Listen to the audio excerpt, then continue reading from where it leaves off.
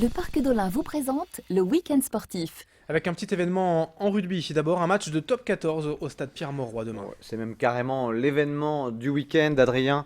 Ce match de top 14 au stade Pierre-Mauroy avec le Racing 92 qui reçoit Toulon chez nous. Alors c'est l'affiche, ce sont les deux premiers du classement. Après France-Argentine il y a 2 ans, après les demi-finales du top 14 l'année dernière, et bien voilà une très très belle affiche avec des joueurs de renom, à commencer par un seul, Dan Carter, qui a marqué 1598 points en carrière internationale avec les All Blacks. Le Néo-Zélandais devrait être sur la pelouse demain après-midi. Et puis il y aura aussi du côté de Toulon, Brian Habana, le Springboks, aussi un joueur très expérimenté, sans compter les grosses pointures françaises avec notamment Bastaro, Michalak. Alors il se dit néanmoins que Toulon ne viendrait pas avec l'équipe type. Guillaume Guirado sera notamment au repos, le capitaine, mais bon, ça reste une affiche magnifique avec des super joueurs et c'est une occasion rare de voir un joueur comme Dan Carter qui a été élu lors de la dernière Coupe du Monde joueur du mondial. Donc c'est vraiment, vraiment une belle occasion pour voir du beau rugby. Voilà, les meilleurs joueurs du monde sur la pelouse du stade Pierre-Mauroy, du beau rugby à Lille également, il faut en profiter.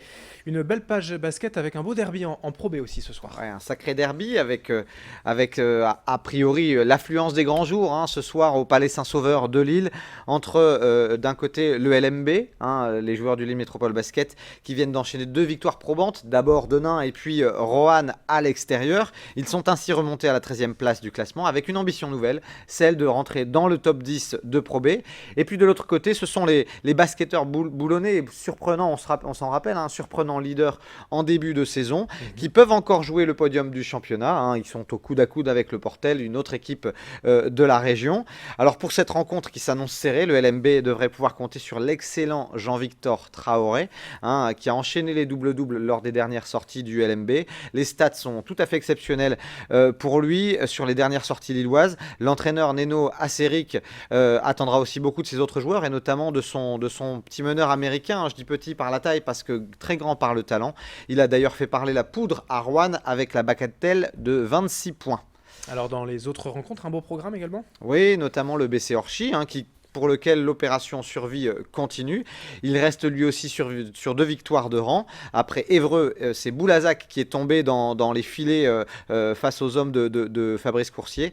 Une 3e victoire d'affilée face à Saint-Quentin à domicile. Et donc c'est demain soir, ce samedi soir à 20h à la Davo Pével Arena. Et puis le BCO pourrait peut-être à nouveau recommencer à penser au maintien et nous ferait mentir, on en serait ravis bien sûr. En basket toujours, un petit événement avec le mondial de basket de Tourcoing. Et un coup dur pour commencer sur ce mondial de basket avec les fameux événements de Bruxelles. Eh bien, c'est les États-Unis, l'équipe qui a déjà remporté plusieurs éditions par le passé. Eh bien, l'équipe américaine des moins de 23 ans a fait forfait.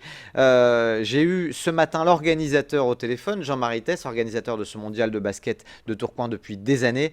Il était dans le bureau de Gérald Darmanin à Tourcoing. Il est un petit peu perplexe. Il a jusqu'à demain matin pour trouver une autre équipe pour pallier à ce forfait. Néanmoins, il y aura quand même quelques grosses pointures, notamment la délégation chinoise qui sera là. Et puis, il y aura aussi une sélection Euro Métropole composée de quelques bons joueurs de la métropole lilloise, de la région et aussi quelques bons joueurs belges et hollandais. Alors, pour juste terminer le basket aussi, le SBV qui joue ce soir à Basketland avec 26 points d'avance, ça devrait passer ?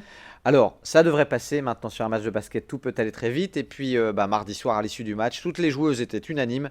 On ira à Mont-de-Marsan face à Basketland pour gagner. On va oublier ces 26 points d'avance et on ira avec l'espoir de l'emporter. En tout cas, c'est vrai qu'elles ont déjà un pied, voire un pied et demi en finale. Une 2e finale européenne pour le SBVA, ça serait pas mal. Allez, on reprend la page rugby. Cette fois pour un match un peu particulier pour le LMR. Absolument, un drôle de match que celui du LMR ce dimanche à 15h au Stadium Lille Métropole. Le club a déposé le bilan il y a une dizaine de jours et a été contraint de faire forfait contre Saint-Nazaire le week-end dernier parce que comme il n'y a plus d'argent l'argent dans les caisses, on va éviter les déplacements. Ouais. Mais pour ne pas faire forfait général, ils vont quand même assurer les 2 dernières rencontres à domicile. Malgré son classement, le LMR ne disputera donc pas les playoffs, mais ils seront quand même, les rugbyman lillois, sur leur pelouse ce dimanche après-midi. Alors, pour jouer face à Langon, pourquoi faire, me direz-vous? Bah aussi, certainement pour donner encore un peu de plaisir aux supporters, hein, qui n'ont jamais abandonné le navire, même au plus fort de la tempête.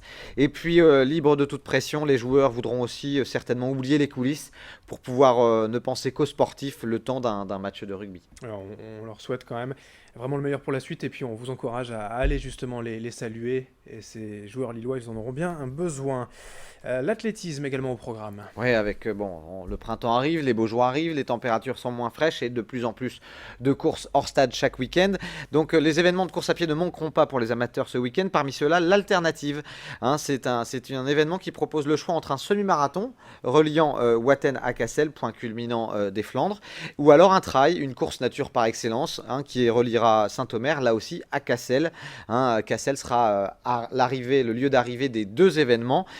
Et sinon, dans la métropole, il y a la course Quand l'homme court qui propose en ce lundi de Pâques, lundi matin, soit un 5 km, soit un 10 km. Ce sera du côté de l'homme, forcément.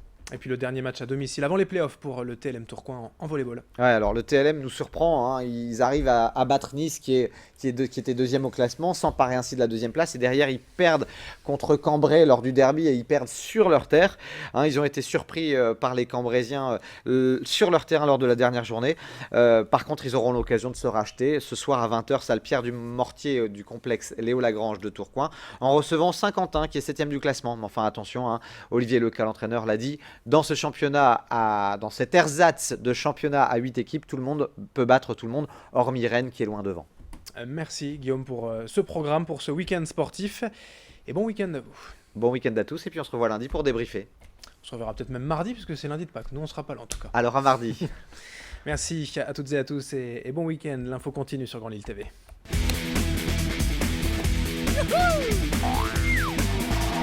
Le Parc d'Olin, destination nature et sensations, vous a présenté le week-end sportif.